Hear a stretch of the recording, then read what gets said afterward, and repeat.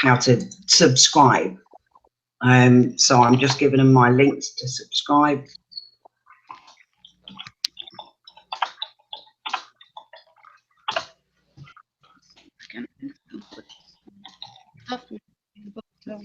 Okay, so we're about ready to start. So what I want to start with is I stumbled across you kind of by accident with a video that had gone, it's actually going almost viral, of you going into protest about the call to prayer being played in schools in Canada.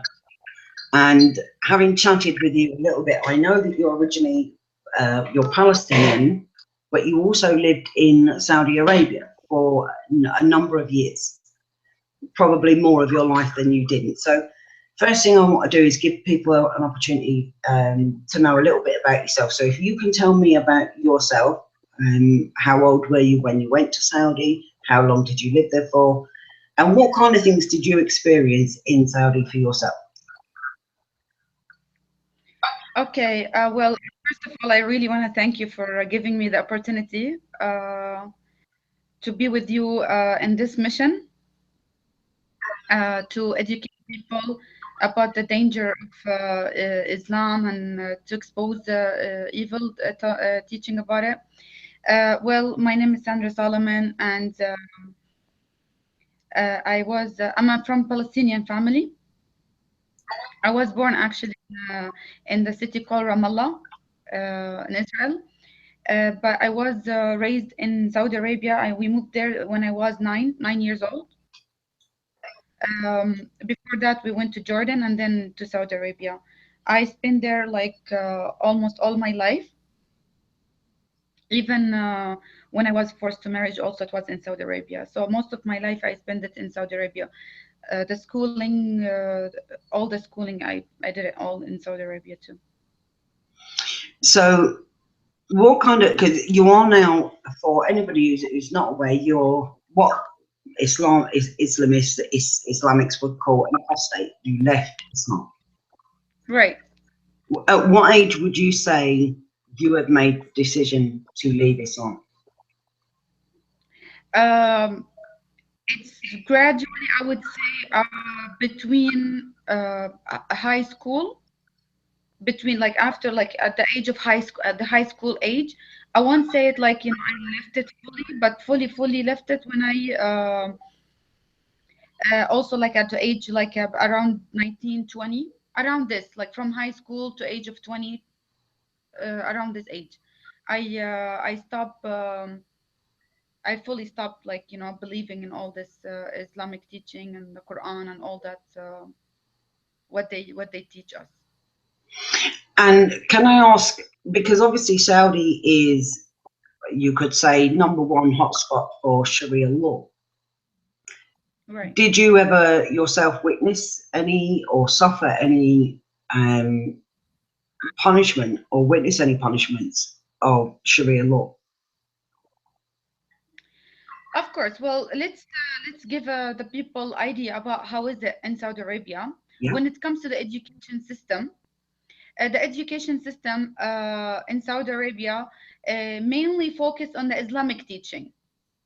I would say the Quran itself. Like every day we have like 2 or 3 classes only Islamic study. Like we study the Quran, and we study like what do you call it? The tafsir, meaning the explanation, commentary, and we study also the history, the life of Muhammad, the hadith. What do you call it? The hadith. And yes, and also the whole Sharia law as a system, as a political system as well. So most of our studying since I was 9 years old, all the way to high school, the subjects are influenced heavily about Islamic studying. Most of it, don't not very much of focusing. There is some other subject, but it's not as focused on as the Islamic subjects. Like maybe a little bit of math, a little bit of in high school, like psychology, a little bit of even the history. It's not the history of I would say Europe or other country, like a general history, mainly Saudi history. The Saudis family and what they achieve and what their history and what they did. Mainly Arabic, a little bit of the Arabic whatever countries surround, but not really focused. The main thing is Islam. It's Islamic teaching, very heavily focused. And you, So to the education system in Saudi Arabia. okay. And, Sorry, go ahead. and did you think that for what reason did you move out to Saudi Arabia from Palestine? Well, it's not like I moved out when I was born there. My grandma was already from the 1948 conflict, when the conflict started. So my grandma, or the mother of my dad, she was already established in Jordan. And my dad and my mom, they got divorced when I was baby. And under Islamic law, the kids, they go to the father, not the mother. So I end up going with my dad. My mom, she was still in the like the West Bank, uh, where her family was there. So and they took us. I was baby at that time, so it's not like something I choose. I find myself So there. Saudi was really all you knew. Sorry. Lifestyle, Saudi Arabia was the only lifestyle you knew. Yeah, of course. Because as I said, when we moved to Saudi Arabia, my dad remarried with another woman, and they got another kid. So actually, we had my dad had a good job in Saudi Arabia, and so we end up really settling there. First of all, because my dad, he got a good opportunity, money wise as well, uh, to work there. So he ended up taking us there. And as I said, I was only 9 years old. So yeah, this is the only lifestyle we know. Like that's the only thing. And even like between the summer schooling, summertime, vacation, we would go to Jordan. Just between Saudi Arabia and Jordan. That's the only, I would say, two country I traveled back and forward to. So, did you wear the burqa when you lived in Saudi Arabia, or was at that point was it a little more liberal? Yes, I would. Yes, the city I grow up in Saudi Arabia, called Jeddah. This city, not too far from Mecca. It's about like an hour or so, like a driving. So I'm in the middle, like in the core of the Islamic Perth, when the of Mecca. And of course, the hijab, it's a must in Saudi Arabia. Under Sharia law, woman has no option to wear the hijab. And actually, the hijab was one of the main reasons it makes me hate Islam. I don't want it to.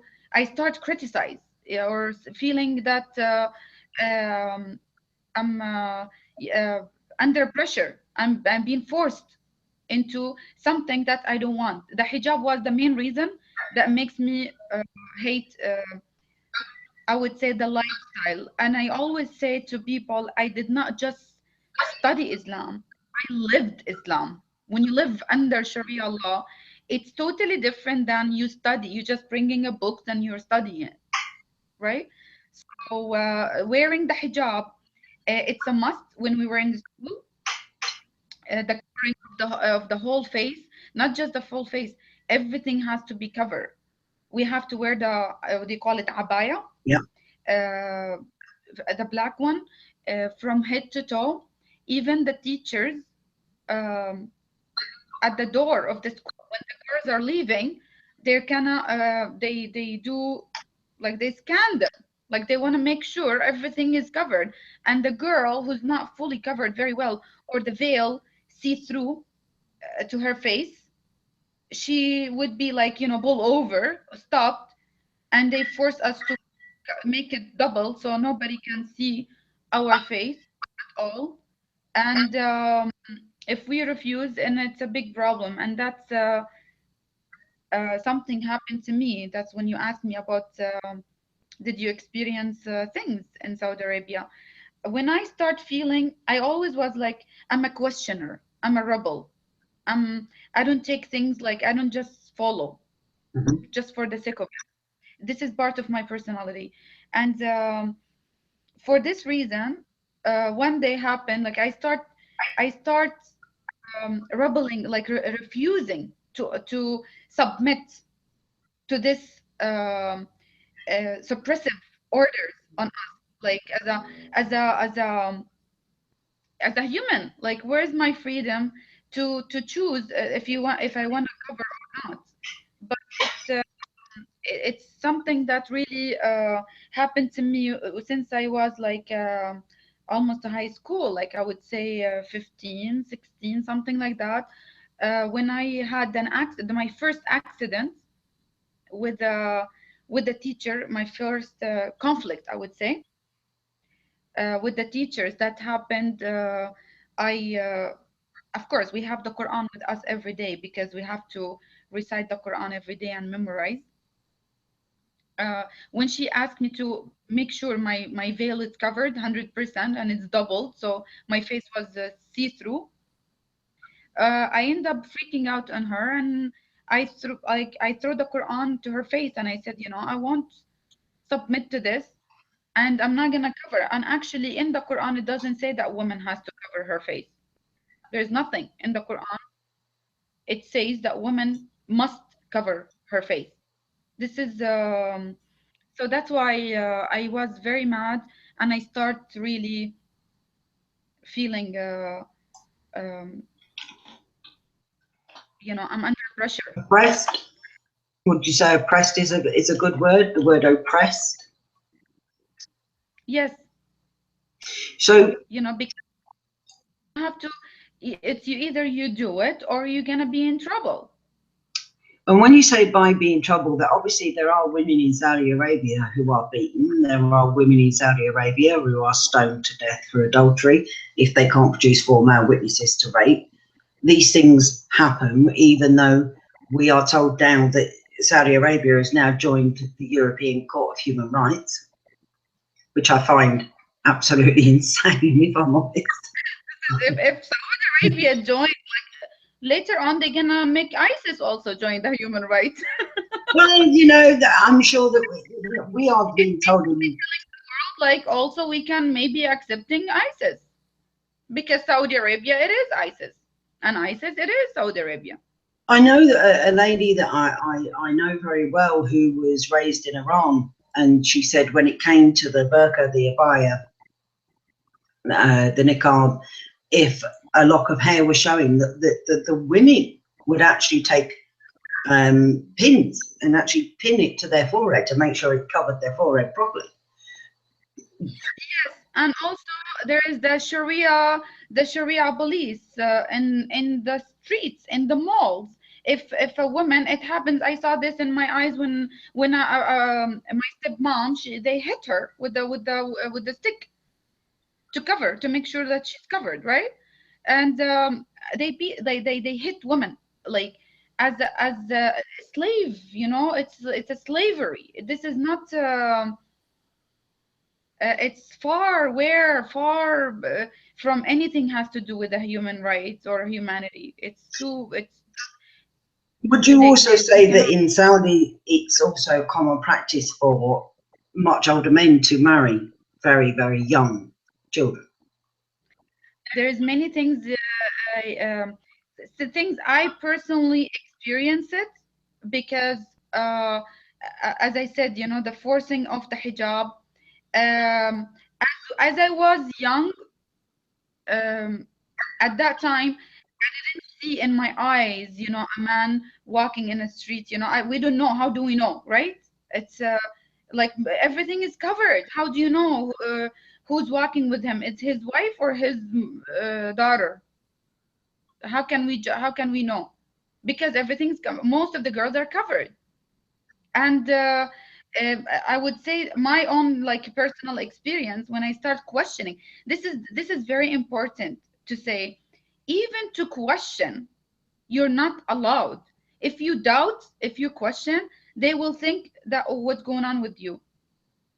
Are you doubting? Are you doubting Islam? To doubt, it's a crime. It's against Islam to doubt Islam. Like it's against Sharia law to even doubt it, to even question it. You So have to submit. You have. it's almost robotic, where emotions, the ability to self-think. I was raised as a child to be very much an open-minded thinker and to think for myself and to question actually everything. My father taught me very much question everything, never take anything as gospel, question everything. You're taught in Saudi Arabia the complete opposite, question nothing. So no independent, free, you can't think freely and independently. Your thoughts are almost controlled for you. So it's not just your life that's controlled, but your thoughts are also controlled. Exactly. If every time I would ask or I would refuse, if I would refuse, I would get beaten.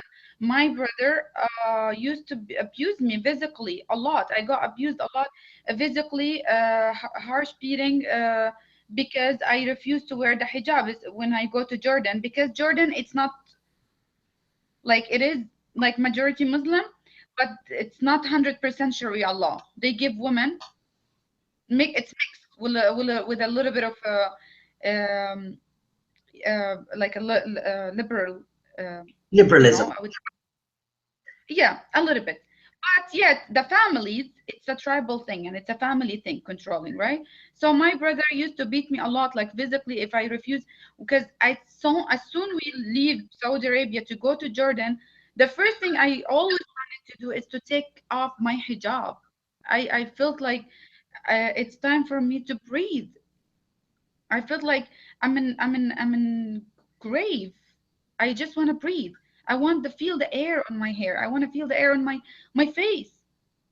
So this my brother was a very much a religious, and would I refuse if I leave the house without the hijab, and if he like he would beat me up, and many times I would rebel. I always was rebelling against them, and so a couple times he when I told him I'm not gonna wear it and I'm gonna go out without it. So a couple times when he caught me out, he and this is another one thing. The men in Islam, they are the guardian of the woman. She cannot she must have a man over her head deciding for her what to wear, where to go, when to go, what time to come, and there's no trust at all whatsoever.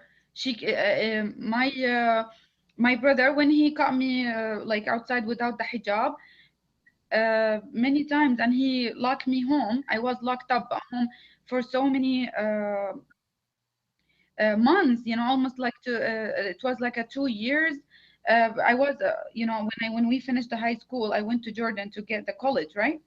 So, Mhm. but he saw me without the hijab, and he beat me up. I was abused very, very harsh, up to the point I couldn't move.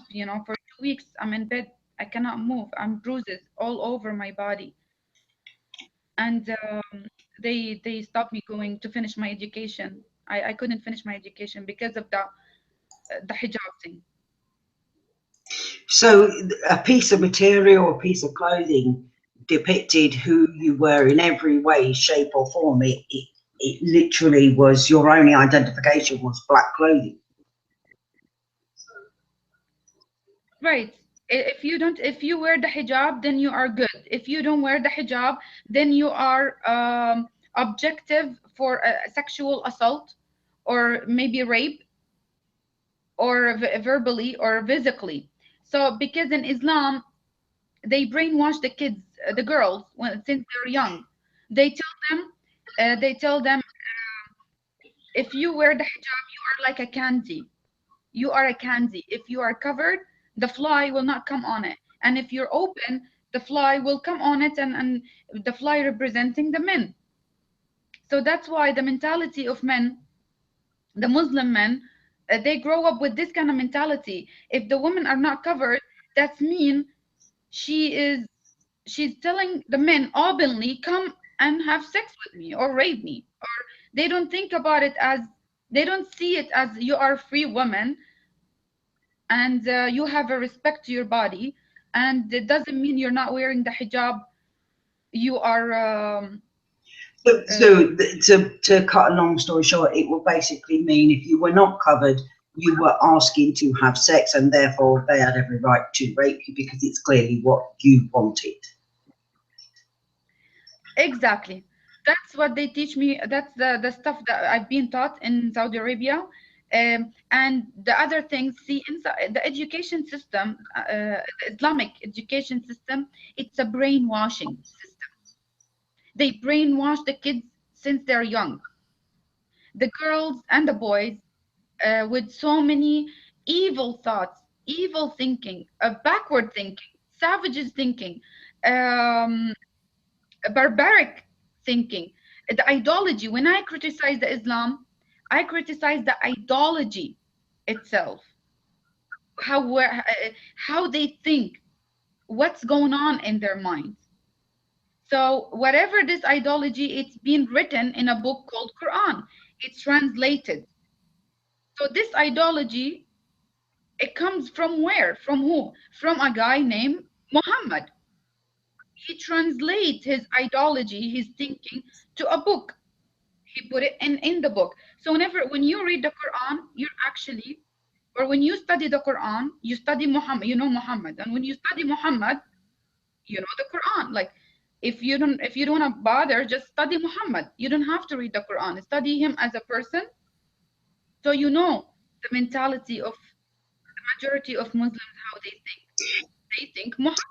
So, how was you fortunate enough to, because you now reside in Canada, how were you fortunate enough to get from Saudi Arabia to Canada? Because I believe you're only in your early 30s and you lived in Saudi Arabia until you were 26. So that is over the majority of your lifespan. So how did you manage to be able to get to Canada? And what brought that about? Okay. As I told you, when my brother refused to make me like finish my education, in the Islamic way of thinking, they think the woman, it's either like, as I said, she need always a man. So when they saw me questioning, rebelling, and I wanted to live freely, they were afraid of me. They fear my objectives and my thoughts and my uh, I'm going all the way against how they think and the lifestyle and the way they think. So they forced me into a marriage. I was forced into a marriage at age of 21, and this marriage also like happened in Saudi Arabia in the city called Al Khubar. It's the other side of Saudi Arabia, and my ex was the sponsor. He was applying to Canada, and that's how I got to come to Canada. So you Through would you say that your husband, was he the same age as you? Was he older than you? he's older than me, was like 8 years, about 8 years. And when you got to Canada, I'm assuming is at some point would have been when your marriage was somehow dissolved. So how does that come about? And because I know that you get death threats now because you are an apostate. So how did you go about being able to live your life with relative freedom in Canada and not being with your husband? Well, I divorced him before I come, but I was already having my documents. So I end up coming to Canada alone with my baby. And I just got my freedom, after that, because when I would say left is when we cannot say that you don't believe in Islam when you are in Islamic country, right? You cannot say this because this is crazy. I know I will be killed. I cannot open my mouth to say that. But I keep everything quiet to myself because I was like, as I said, you cannot speak, you cannot talk. If you speak, your head is gonna be cut off. And I saw the talking about the beheading. One of the things that I experienced in Saudi Arabia when I was about like 9/11, 9 or 11 years between that, um, I saw the beheading. My like after the Friday prayer, after the Jummah prayer, there is a place where people gather, and there is the man who's like we say Allahu Akbar with a big sword, and they cut off the heads. When the kids grow up in this kind of scene, they grow up to see this as a normal. This is normal to them. It dehumanizes us, right? That's what Islam do. Dehumanize people to make them see things. The beheading is okay. The rape, it's okay. Child marriage, it's okay. Anything, because they already dehumanized. They're not. They're a far, far away from being a normal human being who has feeling and thoughts But and you witnessed that yourself. of course I witnessed this by myself. Like it's as I said, like they Friday when they say, that's why maybe one of the reason as well that makes me go a little bit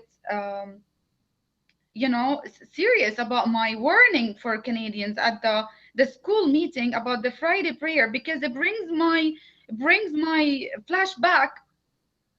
After every Friday prayer, they go to the beheading, to see beheading. This is their sermon. This is a part of that's the lifestyle. That's Islamic Sharia law lifestyle. It's normal, and they take kids to witness this. The kids, they see the beheading every Friday. I've got a couple of people have asked questions. Now, one young lady, Rochelle, has asked, does Sandra think it is the Quran, Islam, or the country who enforces the law so strictly? And does she see Islam in the same way since she's moved away? Example, Sharia is not the same in Saudi as it is in England. So what I think she's asking is, do you blame, what do you hold responsible? Do you hold the Quran responsible, Islam, as in Quran and Islam, responsible? Do you hold the country responsible, i.e. Saudi Arabia? And do you think the Sharia is different because it's not being meted out, it's not being done in the same way in, say, England and Canada as it is in Saudi Arabia? So is it better and acceptable, I suppose, to have Sharia in Canada or in England or other countries because it's not quite as severe as it is in Saudi? The question itself, I'm sorry to say that, it's wrong, because Sharia, you cannot make Sharia a better Sharia, a good Sharia. You can't do that, because in Islam, they say, like, this is the Quran. I was even holding in this is their constitution. This is a constitutional book. So when they read, it's the problem. If we want to really address the issue, it's here. It's the book. This book, every Muslim in the world believe that this book, it's a divine message from the one and only true God, to bring the message of Tawheed, to bring people to submit to this, to Sharia. This is the Sharia constitution. We cannot make a better Sharia or bad Sharia or good Sharia or in between Sharia. No, Sharia, it's Sharia. Quran, it's Quran. Muhammad, it's Muhammad. Islam, it's Islam. There's no way we can reform it or make it because it's in UK, it's different. No, they call it Sharia law. They don't believe in a Britain law. They don't believe in Canadian law. They don't believe in any other constitutional law, because this is above every law. This is from Allah, from Muhammad. Why they don't submitting to any other law whatsoever. Why do you think that for example, in the United Kingdom, we are seeing a lot of the younger Muslim generation being far more extreme than the older Muslim generation? That's not to say all Muslims are acting in extreme ways, but there is a vast amount of younger Muslims that are ready to go out and join ISIS, or they start telling us we want Sharia for the UK and we're going to bring Sharia for the UK. It's the only law, we don't recognise UK law. What is it you think makes the children that were born in the United Kingdom or maybe born in America suddenly go from being perfectly at ease with the way our life is, our culture, our way of life, to suddenly telling us, no, yours is all wrong, and becoming very extreme? What do you think has created that? Okay, first of all, the lack of enforcing the British law and make it clear that there is no law above Britain law or Canadian law. Okay, from the first of all, I will blame the government. Number one. Number two, the people. They're not fully, or I would say fully, but they have to be knowledge enough to understand the other people in their country, what's the different ideology or how they think. And the other reason, in Islam, they brainwash the kids since they're kids. When the damage happen, the more important years of any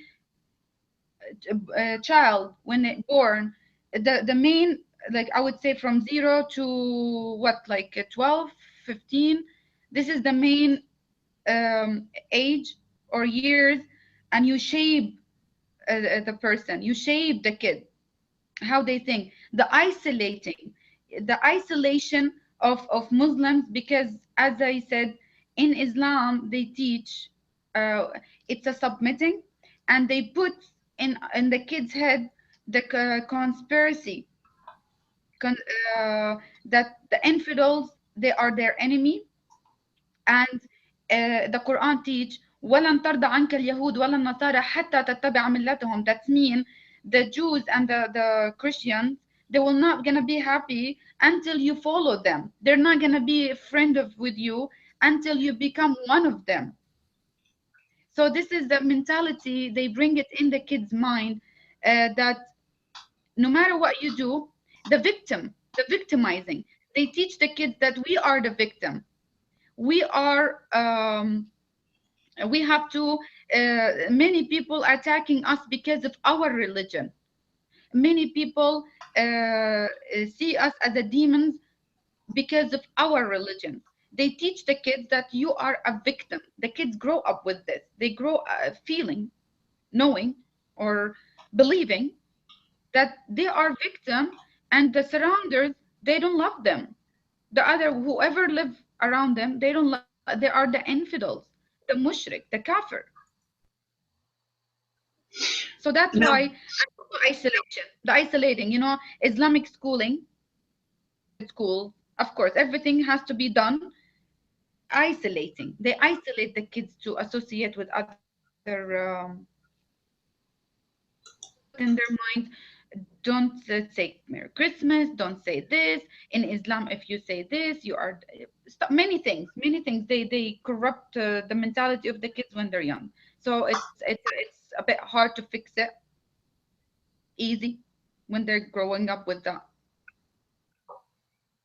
Yeah, and even though I know that England may not be Saudi Arabia, and Saudi Arabia may not be England, we do know that Saudi Arabia money is deeply ingrained in our government and deeply ingrained into many of the landmark buildings in London. And something you asked me, you were quite surprised to see that the London Lord Mayor, or the London Mayor, was a Sadiq Khan, because you said you couldn't understand why people would vote that way. But what a lot of people don't realise is that a lot of the people, sort of, I suppose you'd call them indigenous Londoners, have really been driven out of London. And it's been very much, there are certain areas in London, such as Tower Hamlets. There are places in Luton, like Luton Bury Park. There are places in Birmingham where it just isn't safe for someone like me or you to walk along and feel that we are in any way, shape or form, one, welcome, two, not in any kind of danger. And I myself, doing what I do, get a lot of death threats, and I imagine you get an imaginable amount of death threats. For me, when I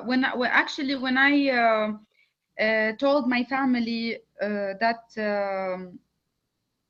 I became Christian, and I was actually in Jordan, and of course, they kicked me out in the street, and they threatened me to be killed. And my sister, she kicked me out in the street, and they said you should be killed. And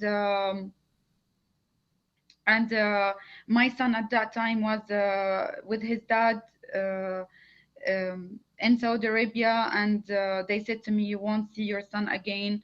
And my dad also, like, I just wanted to go and take my son. There was like agreement between me and his dad at that time, for a certain time until I finish education and stuff, because I was working into building myself. And everything was fine until I openly told them I'm not like Muslim. That's it. I'm Christian, and I don't believe in Islam. I openly told them this, and yeah, they kicked me out in the street. My sister, my own sister, she kicked me on the street, and she said, "You're filthy. You're kafir. You're infidels.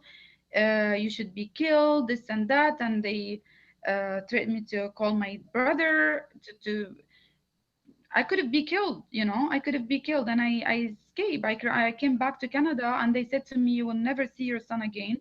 Forget it." And my ex also, like, he said, "That's it. You're a Christian now.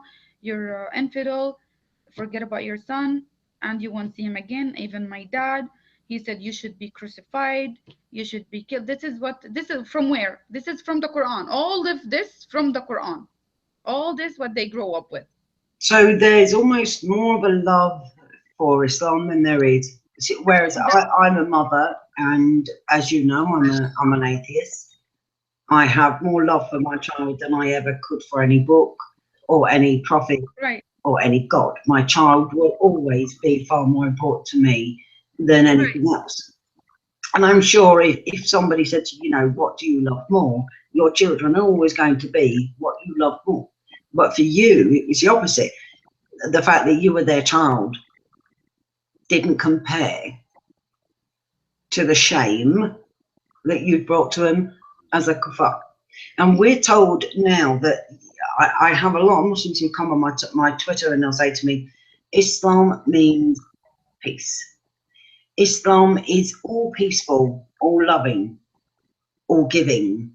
Now, I'm not saying that there aren't good Muslims, because I believe that there probably are good Muslims. Not every single Muslim, in 16 million, they can't all be that. But there has to be a point where we say, it doesn't matter how many good Muslims you've got, if what they follow is bad. And how far do they take that? Do they only look at the bits that are all lovely, and do they dismiss the bits that are not so nice? They'll always throw the Old Testament, which, as I told them, well, yeah, but it was reformed. It was reformed because they moved with the times. It modernized, but Islam can't be modernized. Now, that doesn't mean to say that I think all Muslims are bad people, but I do believe that we have to start having this conversation. And it's very, very brave of you as an apostate to put your face out there. I am in contact with actually 10 apostates in the United Kingdom who are living double lives. They live their life by day as Muslim, but they're not Muslim. But they can't say they're not Muslim. In a country like the United Kingdom, where they have the right to live a free life without fear, they don't have that. I'm just looking at another question here. She says, in reply to the question about does Sandra think the Quran, Islam, or the country which enforces it? Now, she's also said, then why do so many Muslims practice Islam differently? Okay, reason that why many Muslims practice Islam differently, right? Yeah. Oh, to answer this question, you have to go back a little bit and study the history of Islam. the history of Islam, and how what happened between the story of Ali and Aisha, and how they become an enemies, and how they what's happened between how all this started to become a Sunni Muslim and a Shiite Muslim and any other form, like, because it's Islam, it's a, let me tell you something, Islam, it's a maze, it's a taboo, it's when you like, you have to collect, you have to take your time and collect the dots, and the to take the full picture. It takes not just looking at people, don't even bother looking at people, never judge Islam from people. This is my advice to everyone. And um, they practice Islam differently because look at the history, look at what happened, World War I, World War II, the collapsing of the caliphates many times, and uh, where they how much they understand the Quran. um, you will be surprised if I tell you 70% of Muslims, they don't even understand the Quran. They just follow whatever the imam tells them. They don't even think for themselves. Many Muslims, I they actually would would be go. shocked. I Yeah. mean, I should be, but I'm actually not shocked at that at all. Many Yes. that talk to me that have told me that going onto social media and listening to things like this kind of interview actually opened their eyes up. And when they found they couldn't defend it, they started to actually read it. And I went, but you recited. I went, yeah, but we recite it. We didn't read it. And a lot of Muslims that have left Islam because they finally stopped reciting and started to actually read. But anybody who criticises Islam in this country is demonised as being far right, fascist, Nazis. We get called every despicable name under the book, and that seems to be perfectly all right. Yet I wish no harm to Muslims. It seems that many Muslims would like to see harm come to you and I. Now, I want to cut this quite brief, not because I don't love speaking to you, but you and I have come up with I put an idea to you and you sort of went, yeah. So for those who are watching, myself and Sandra are going to be doing a weekly slot, a 30-minute weekly slot. We haven't discussed what day yet. What day do you think would be best for you, Sandra? Uh, I don't know. We will discuss this, yeah, offline to see Because I how think things you've go. got a fascinating story. I think that you've got a fact that I hate the word story actually, life experience, and a fascinating amount of knowledge. And we want to grow the audience so there are more people that come on and they know you're going to be on there. Once they know what day you're going to be on, I don't mind if they want to come on and they don't agree with you and they want to put questions to you and give you the opportunity to answer those questions. If they want to come on and be abusive, well, then that's going to show them up, not you. So we're going to end tonight's first introductory show and I want to thank you for accepting the request and the opportunity to actually do this with me. And I don't want it to go on so long that people lose interest. So we're going to try and keep it down to the 30 minute to 45 minute segment. Hopefully we won't have any teething problems next time and we'll get on and everything will work hunky-dory. But for now, I'm going to bid you a good night because for me it's quite late here. For you, it's quite early in the afternoon, so go and enjoy your tea. My love to your family. And Okay, thank you.